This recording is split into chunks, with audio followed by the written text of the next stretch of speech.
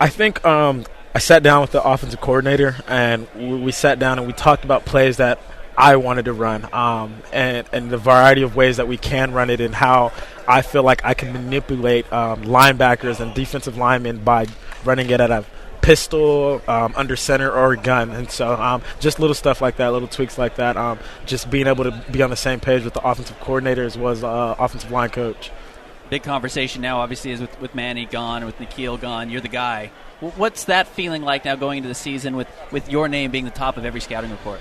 I think that just it makes me think back to high school. Honestly, I felt like it was the same way. Day in, day out, it was always, hey, you're looking to sending me pictures. You're on the number one thing on our scouting boards, and so that's something that I take with a grain of salt. I love that. I love being the underdog in lots of situations and being able to come up and rise to the top of the occasion.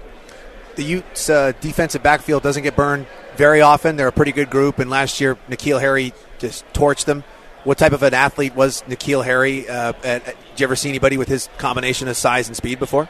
No, not personally. I think what separated him from many was his work ethics, not just in the weight room when we were scheduled to do things, but just his hard work after we were required to be there. And you could tell his focus and attention to detail was taken to another level his last season. So you guys have a quarterback battle going on we still? We do, yeah, yes, sir. Do you feel like there was an edge in spring?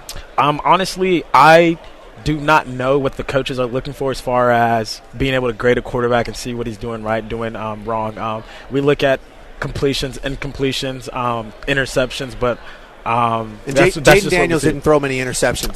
No, he didn't. He threw one in the I think the last play, and I think it was a long situation in which he had to throw the ball up. So I think all of the quarterbacks we have now are one thing that they're good at is being able to keep possession of the ball and not turning it over. And so I think that's one thing that helped us